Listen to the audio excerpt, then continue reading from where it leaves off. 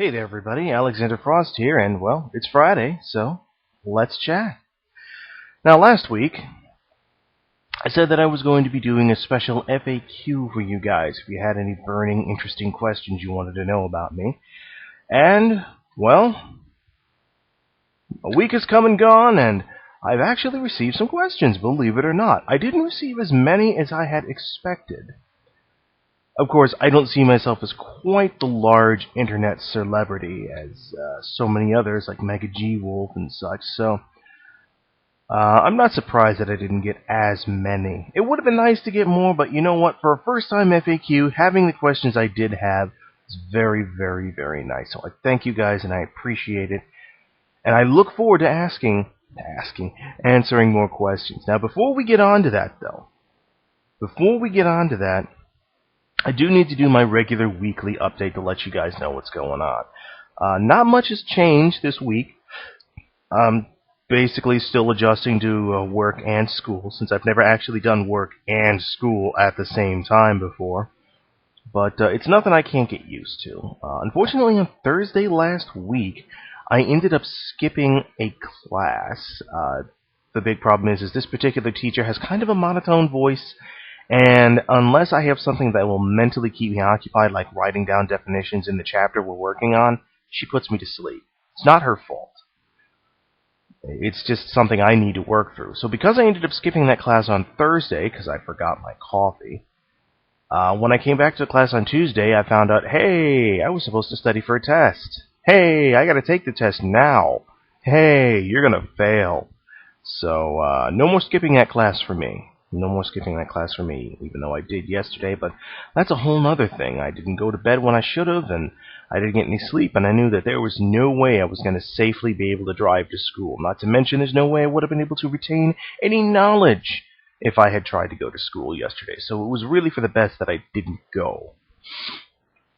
Let's see, what else? Yes, monetization. That is still on hold. The reason being that in order to get paid, I have to get what's called a Google AdSense account. It's AdSense. And whenever you apply for it and set it up and everything, they're like, okay, great. Now we're going to review your account, and we're going to see if you're qualified for monetization or not, and we'll send you an email back as soon as we're done looking at it. Well, it's been almost a week, and I still haven't heard anything back yet. So I figure I'll wait another day or two, and then I'll just start setting up my videos for monetization. And if they don't like it, if they're all like, you can't do that, I'll be like, okay, I'll wait until you give me the go-ahead. Otherwise, though, things are kind of on hold for the moment. It's kind of good, though, because from what I've heard, we get paid at the end of the month, supposedly. I don't know if there's actually any options or not. But if that's the case, as close to the end of the month as it is, it's probably better that I'm currently waiting. Because if I were to start today, I'd get 1 day's worth of payment. It'd be next month before I get anything. So it's good that we're waiting. Now then, let me grab a quick drink here. Coffee. Yes, for a wonder, I'm actually recording early in the morning. I don't do that very often. And I know 9:30 probably isn't all that early for a lot of people, but for me it is, specifically on days when I'm off. On days when I'm off, I don't have school or work. Well, let me give you an idea of my typical day. When I have to go to school in the morning, my class is at 8. So I wake up at 6 o'clock in the morning, take that hour to get ready, and then I'm on the road at 7, and then I'm at school at about 7:45-ish, depending on whether I've stopped to get anything and traffic. So up at 6, out the door at 7, class at 8, class from 8 until 12:15, then I go home, and I'm home at about 1 or so in the afternoon. I used to record in the mornings when I was during summer. On days when I have to go to work, I usually have work around 4:35-ish until about 7:30, sometimes 8 o'clock at night. I know that may not seem like much, but as a delivery driver, I'm going to be constantly delivering pizzas and such. So I'm constantly working.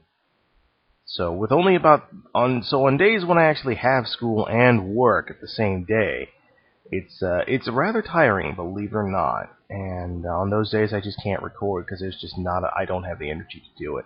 And then on days when I'm off, when I don't have school, I usually end up sleeping later than I would like, until 10 o'clock or later. So that kind of screws up the whole recording early in the morning thing. But for a wonder, I actually woke up early this morning. I don't know why. Odd, considering that I went to bed at something like 2 a.m., bleary-eyed and tired as hell. But that's not what you're here for. You're here for the fact. Yes, this is me, live, uncensored, unscripted. Alright, first set of questions. This comes from Chrono Soldier 01. Dear Alexander, what is your opinion... What is your opinion to Capcom's releasing of the sequels and the new Mega Man game? And what is your favorite kind of food? Well, let's see. My thoughts on the releasing of sequels. I'm assuming by that you mean sequels like the revamps of various intellectual properties like Devil May Cry and such. I can understand why they do it. It's because if they don't, the series will end up dying. Like a good example would be the Mega Man franchise. If Mega Man had stayed on the NES, if it had never made the leap to the Super Nintendo and beyond, the series would have died back in the late 80s, early 90s, whenever people were like, Mega Man, 4, 5, whatever, you played one Mega Man game, you played them all, the series would have died. So, the reboots and revamps, the changing, in a way they're good, but at the same time they're bad. Because you could be taking something, a franchise that's finished, for all intents and purposes, that's been concluded, has been wrapped up neatly and doesn't need to be touched, and you're trying to squeeze more money out of it. A good example is the Devil May Cry series. The first game was clear-cut and ended. It was over. You could go from there if you wanted to, and they did with Devil May Cry 2, and they botched it up horribly. But there was really no need to. I thought the series was over with the third game, but then they made a fourth game. And as good as that game is, even though I never actually finished it all, I don't know what the ending is like, I thought the series would have been over after that. Like, okay, we're done, it's over, we're good. But now they're revamping the game. It's like, really? Why? Stop trying to squeeze money out of this franchise. Just leave it be. A perfect example, even better example than that. I know it isn't a video game, but the Pirates of the Caribbean series. The first movie, The Curse of the Black Pearl. That first movie, beginning, end. All plot holes tied up neatly, everything settled. The guy got the girl, Captain Sparrow got away. It was all done. And then they were like, hey, this movie did really good. Let's make more. And then they turned it into a sequential thing. And then when 3 was over, they're like, alright, we're done. We've wrapped up this story, it all looks good. Hey, this did good. Let's make one more. Now, I personally haven't seen the 4th one, but that's a whole other bag. So my general thoughts on Capcom releasing sequels is, sequels can be good, they can also be bad. They can, be good for a franchise, they could kill a franchise. I generally tend to judge games on their individual merits. So, that is my opinion. I hope that cleared it up, but probably just confused you more. The new Mega Man game. I'm assuming you're talking about the new iOS game. I believe that's how it's pronounced. The whole idea of a Mega Man RPG where you build your own battle robot, your own Mega Man-like robot, sounds cool, especially with the whole spanning of every single Mega Man game. Heck, they might even include the Zero X series, or however it's pronounced, that was on the GBA, which would be kind of cool. But having it as a social game on an iPhone, on a mobile platform like that, I don't know. I personally never plan on getting one of these iPhone-like computers. I don't plan on getting an iPhone. So, getting such a game really doesn't do much for me. I mean, I think that kind of game would do fairly well on PC or even a console. But on a mobile phone, I don't know. I mean, and the other question I have about it is, are you strictly forced to making Mega Man style robots, or can you actually, make a Robot Master or even a robot like Zero? Because when the first game I played or got to play myself was X4, and I immediately jumped into playing as Zero just because when I tried playing other Mega Man games before, I had problems using the blaster and long-range weapons. With Zero, I was able to get up close and personal and beat the hell out of enemies, so it was great. What is my favorite kind of food? Okay, favorite kind of food. I would say, as far as that goes, there are really two different categories of favorite food. The first being the favorite kind of food because it's something you can eat at any time, over and over and over, and you never get sick of it. And then the other kind being of food that's your favorite because you don't get to have it very often. So when you do, it's a treat, and you enjoy it that much more because it's rare. So for me, I would have to say my favorite kind of food that I could eat anytime, over and over and over and over again, tacos. Taco Bell hard-shell tacos. They're good, okay? Simple as that. They're just good. I like them. I know they're not good for me.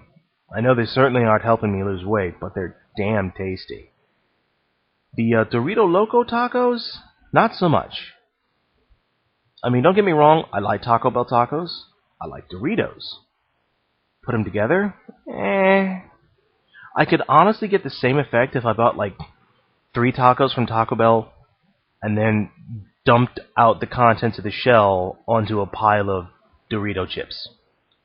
I'd get the exact same effect. That's all it is. There's no real change there. My favorite food, because it's a rarity, is not so much a food as a drink. It's called aloe juice, and I'll see if I can pull up an image here that you guys can look at. Aloe juice is, well...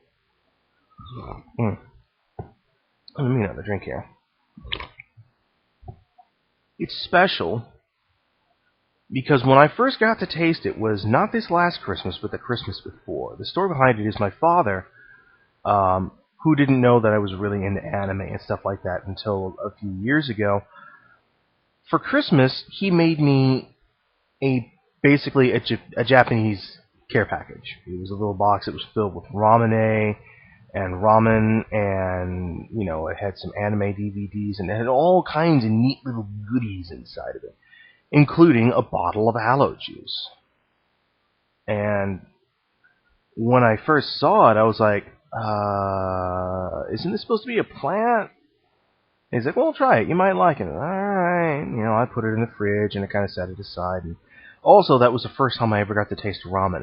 And ramen's been around for a while, like at least since 1903, I think. Maybe earlier, but that's a whole other thing. So I finally gave it a try. It's like, it's a plant. How could a plant be like, this is delicious? And it was. It was really good. I'd never tasted anything so good before. Needless to say, that first bottle was gone within a day. The next time I got to have it was when I went to the anime convention, Anime STL, here in St. Louis, for the first time the following April. And then again, just this last April, when I went to Anime STL again. Now, I know there's a little anime shop I could go to and buy, and I know I could easily order it online, but it's a rare treat for me. It's something I want to sort of reserve for special occasions, like when I go to an anime convention, or just, like, hey, it's been 6 months. I'm going to order myself a bottle. So, thank you, Chrono Soldier, for your questions. I hope that I have answered them significantly. On to the next set of questions. This one is from Fun Counting. Question is, do you have a gun? Well, Well, let me read the whole thing. Is first, do you have a gun? Also, pretty sure many would ask questions like, how old are you? Blah, blah, blah, blah, blah. Well, not many people have actually asked that question because I'm sure a lot of people assumed, oh, people have already asked him, so I won't ask him. So ultimately, the questions never get asked. So I will go ahead and answer them. But first question, do you have a gun? No, I do not. And it's not for lack of liking them. I do like guns. I like weapons. I don't like hurting people. I don't like killing people. But I like weapons. And I think it's because I like the power they represent. And the thing for me, though, is that with guns and swords, I like the simple weapons. You know? I don't need complicated. I don't need ornate and tricked out. The simple lines of a katana, or the simple lines of a basic two-handed straight sword, that is more beautiful than all the gold and glitter that you could possibly put onto a weapon. The same for a normal gun. I don't need an M4 that's been tricked out with scopes and lasers and hand grips and all that. Don't get me wrong, such a weapon would definitely be useful, but 9 times out of 10 I'd be like, just give me the basic M4, or just give me the basic pistol. I don't need all that extra googly stuff on it. So, I would like to own a gun. Particularly, I would like to own a 357 Magnum, just because it's a cool handgun. And there's a few other basic handguns I would like to own, but such a thing is going to take a while. And it's actually easier to own a sword. You don't need a permit, and as long as you keep them in your house, you'll be fine. Now let's see, as for your other questions, how old am I? I am 30. I have just turned 30. I know I probably don't look like it, but there it is. I just turned 30. Well, I'm pretty sure you could derive from the fact that I said anime STL here in St. Louis, so I live in Missouri. Favorite food? Already answered that. And then the last question, in which he asked, do I have a girlfriend? If yes, Hicks Plocks. That's kind of a sensitive subject. And the simple end of it is no. I do not have a girlfriend. And I'm not going to open up that can of worms, so no, I don't have a girlfriend, and that's all I'm going to say about it. So thank you, Fun Counting, for your questions. I hope I was able to answer them. Next question comes from Big Joe... What the hell? Big Joshua Kid. Big Joshua Kid. Oh, Big Joshua Kid. Ha ha! Trying to pronounce something that looks like it might be Japanese, and it turns out it's English.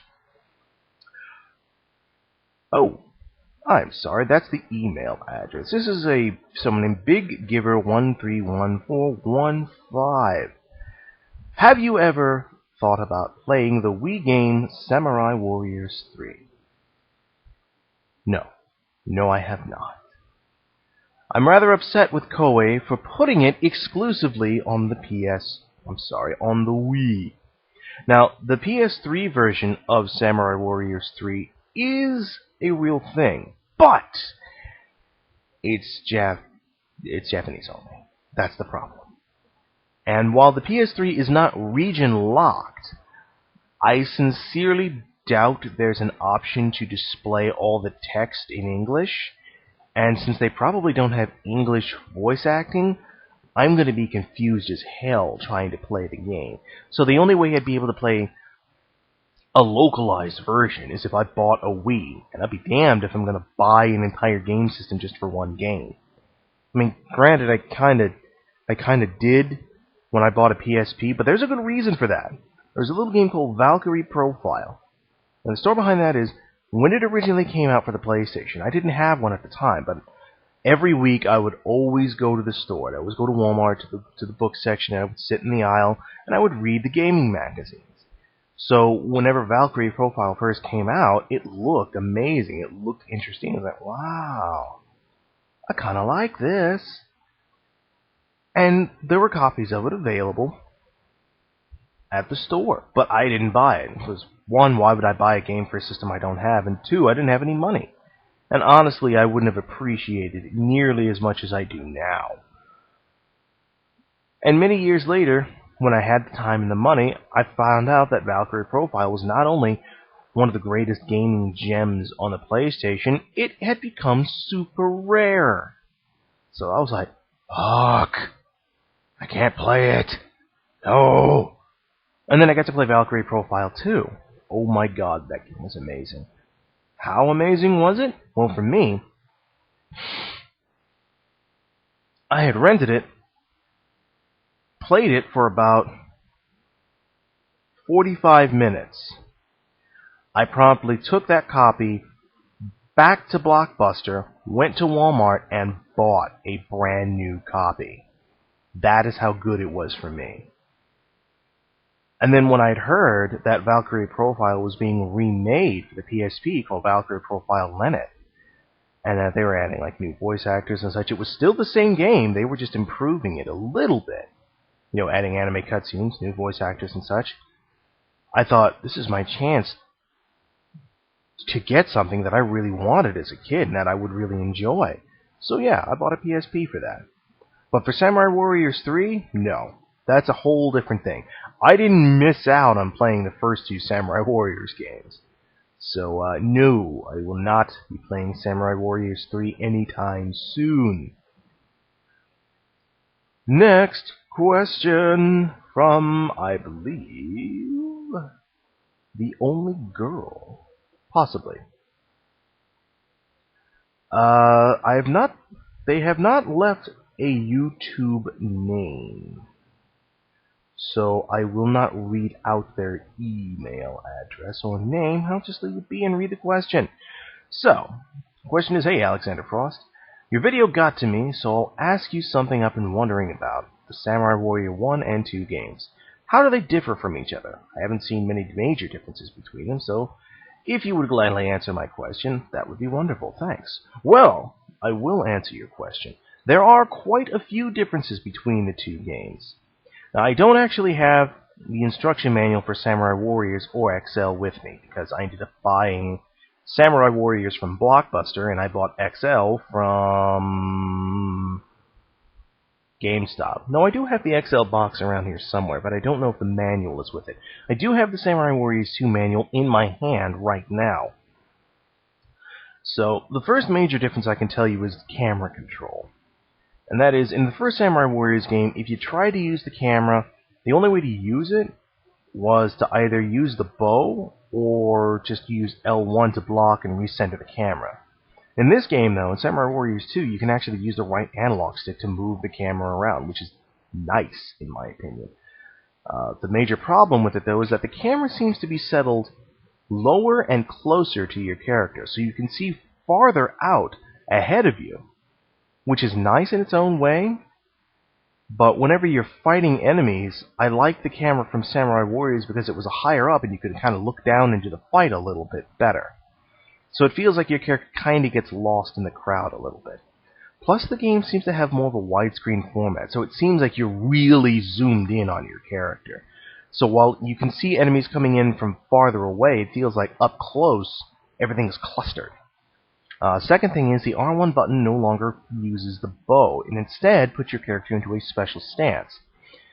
And while this lets your character actually do different things, it actually adds variety and spice to each character, giving them a bit of unique individuality. The loss of the bow is kind of a, I don't know, I won't say it's a big thing, but it sort of feels like, I don't know, I liked it. I could get by not using it, but I just liked having the bow. The option of having the bow was nice. Third big change I can think of is there is no option to use or to listen to the Japanese voice acting. You have to listen to the North American English voice acting, and they changed a lot of characters' voices and how they sounded from the first game, which I didn't like. And since I can't listen to the Japanese version to compare them, or at least be like, oh, I don't know what they're saying, so it's all good. So that kinda sucks. That kinda sucks. And, I'd say the biggest change straight up is the Musou attack. In Samurai Warriors, you just had one gauge, and it filled up. Once it was full, you used it. In Samurai Warriors 2, they switched it up. You actually have a segmented gauge that goes to 1, 2, and 3. When you press and hold circle to charge up, you can only charge up to 1 bar. To charge it up further, you have to find items or attack enemies.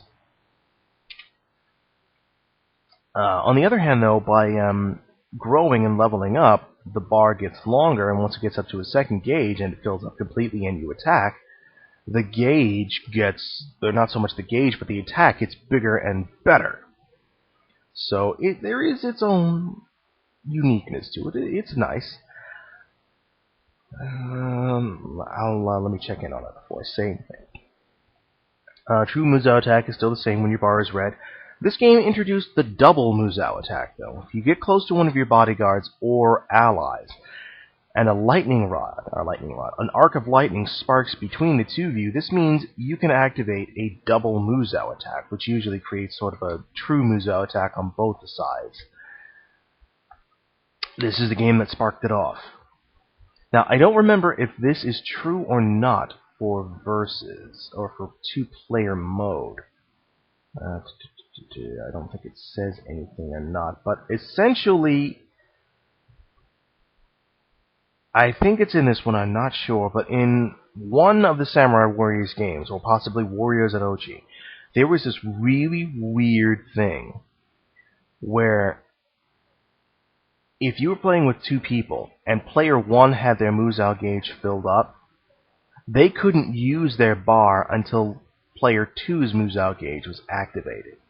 Even weirder, or until player two's gauge was full. Even weirder, if one player used their Musou attack, regardless of what the other player was doing, they would use their Musou attack. So you'd have to coordinate and be like, I want to use my Musou attack. Are you in a position where you won't waste yours, you know? Which means if this game were online, oh my god, so many people would be so angry. So angry. Because you're just riding along, minding your own business, suddenly, Musou attack! Hey, I was saving that! Not anymore. There are a number of other differences, but I'm not going to go even any more in depth here, just because, to be honest, I'll get to it when I do my Samurai Warriors 2 LP. It is going to get done. So never fear that you will be in the dark. All the differences will be explained when I do the series in a couple of months. So have patience, and thank you for your question. Final questions. This one from Vermin141.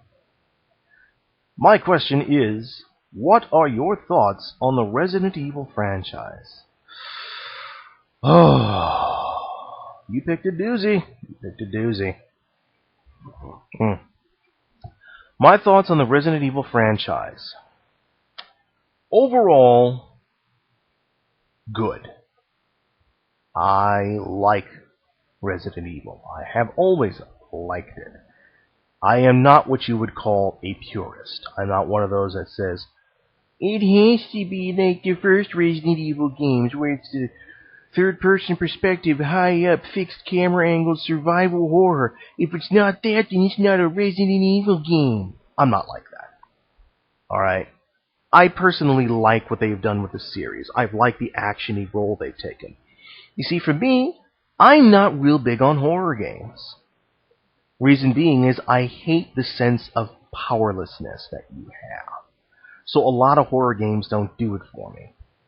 Case in point, Echo Knight Beyond. I just couldn't get into that game just because you had no means of defense. The only thing you could do was run away and hide like a little bitch most of the time. Okay? And in that game, plus your health bar was basically your heartbeat, your heart rate. If you got so scared, your heart rate would skyrocket to the point that you literally had a heart attack and died. The ghosts couldn't physically hurt you, but they could make you have a heart attack. So a lot of horror games never really did it for me, same with horror movies. But then I got to see a movie called Aliens, the second in the series, and I liked it because they were these big badass space marines. They were actually fighting back. Never mind the fact that most of the time they were getting their asses handed to them. The fact was, they were fighting. And that showed me that, hey, you can fight back against what scares you. So games like Resident Evil, while scary, gives you the option of fighting back, and I like that. I can give you a general idea of how I feel on each Resident Evil game that I've played. So, this may take a little bit, not too long. Resident Evil 1, haven't played it, so I can't give you any opinion. I have seen Necroscope's LP of it, and judging from what I've seen, it was probably better that I missed it. Resident Evil 3 was actually the first game I played. We'll get to that in a minute. Resident Evil 2, like it. Very much like it.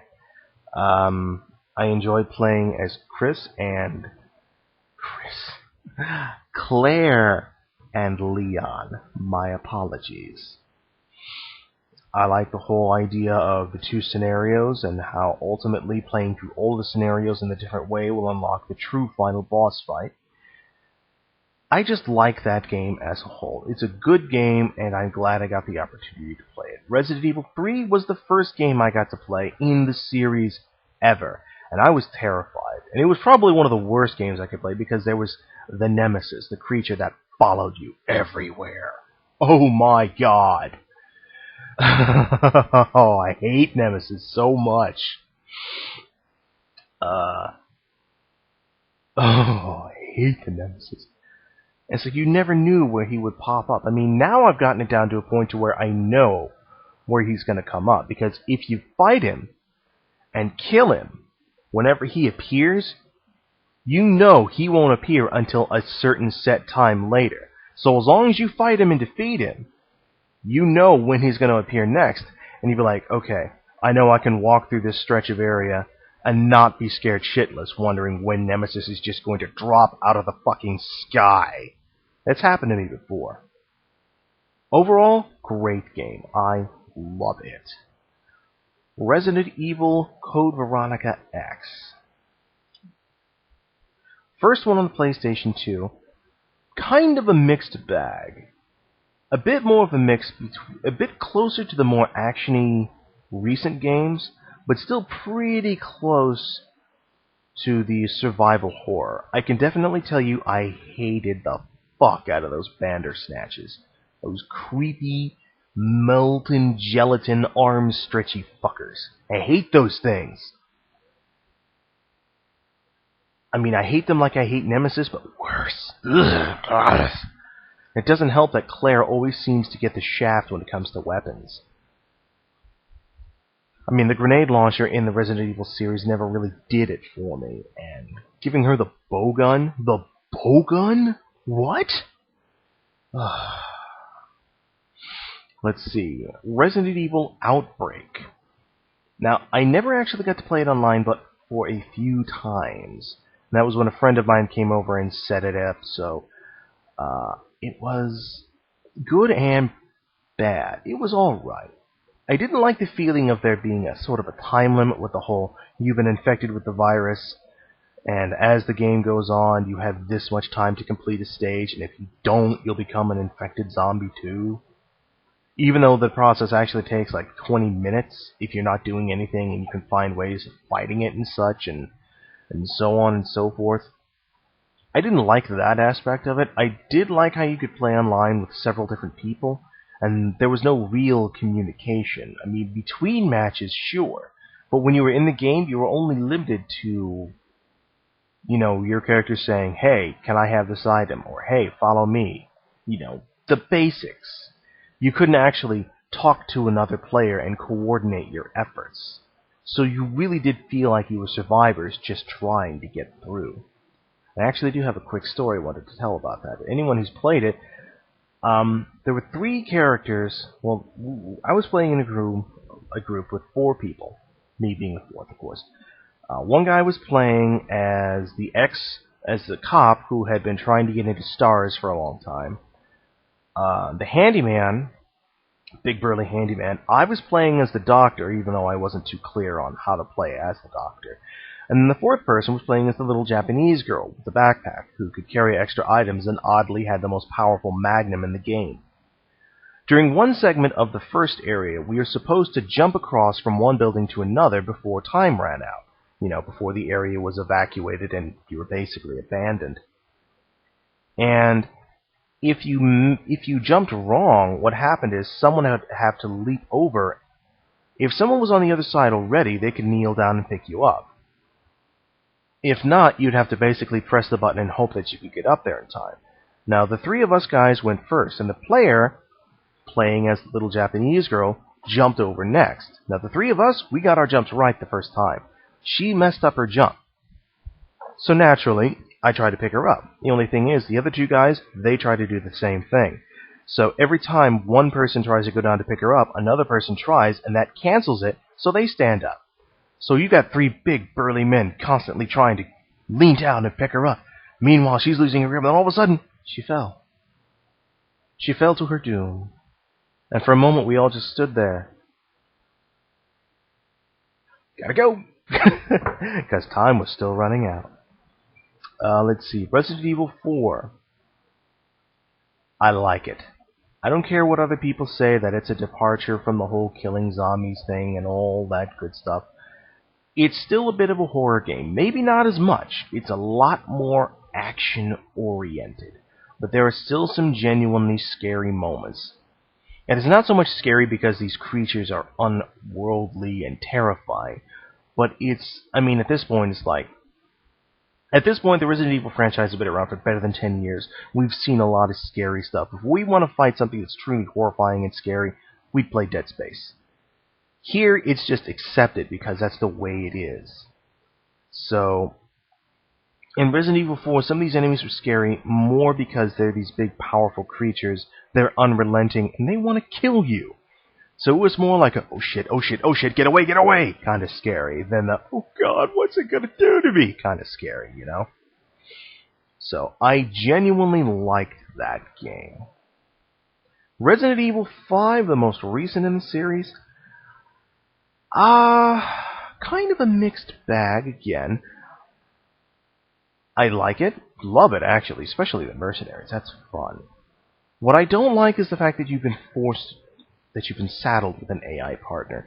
Because of that, I can't play the game single player. I can't play it by myself. Because I don't trust the AI-controlled Sheva as far as I can throw her. I'm not against women or anything, but I'm gonna be honest, she's a dumb bitch, okay? She's stupid. And it's like, you give her a gun and you give her ammo and you think, alright, don't waste ammo. And then she starts wasting ammo. You give her two modes. She's either aggressive, in which she'll run at enemies and waste all of her ammo, and then when she runs out of ammo, she'll yell at you to give her ammo while she's attacking with her knife. Or conservative, in which she'll hold back, pick up everything, and start giving you ammunition when you might not want it. Like, one of the things I like to do when I play the game is I like to keep 2 weapons on hand, 2 slots for ammunition, and at least 1 healing item as well as armor. So that leaves me 2 slots. 2 slots? 2 weapons, 2 ammo, 1 healing item. Sorry, 3 slots. That leaves me 3 free slots open for anything else. Grenades, whatever else I can find.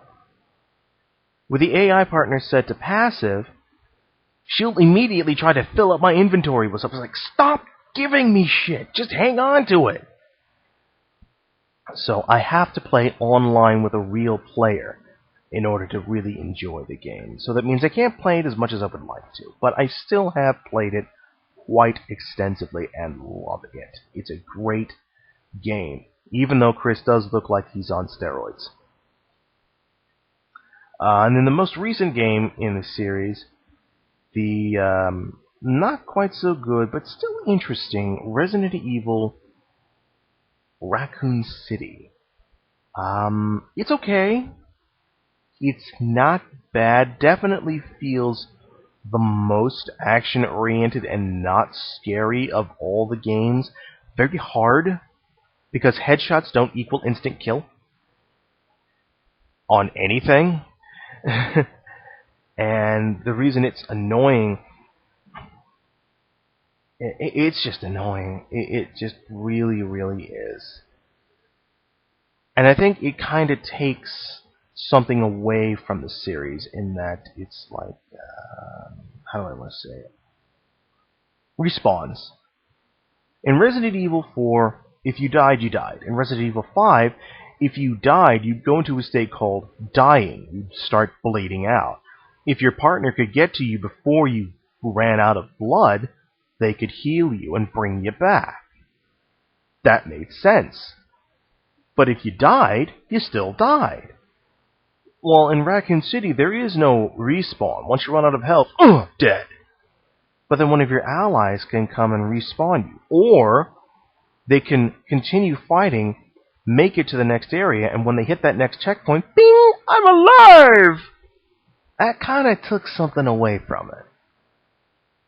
Made it feel less. Just less. Still fun, still interesting. Definitely going to keep it in the collection just because. But not quite as good as other Resident Evil games. And then, of course, there's Resident Evil 6 coming up. Actually, in a few days here, the PS3 demo will be made available to people who have bought Dragon's Dogma brand new way back in March. I actually have that. Well, of course you know I have that game. I have the promo code, and I will actually get to play it, and I am actually looking forward to it because I have a friend who will be playing the demo online with me. Oh, I'm looking forward to it. All right. Thank you, everyone, for your questions. It's been a very long video, much longer than I thought, and I still have so much I need to do today, including I'm going to try and finish up all of Ina's campaign for Samurai Warriors today, because I've got time. I don't have work or school. Well, if I had school, I'd be at school right now. But if I had work, I'd have work at like 5 or something, so I have all damn day to myself. So I have to go run an errand, but after I finish it, I'm going to come back and I'm going to start recording Samurai Warriors for you guys, alright? Thank you for watching / listening to this episode of Let's Talk, and I will see you next week.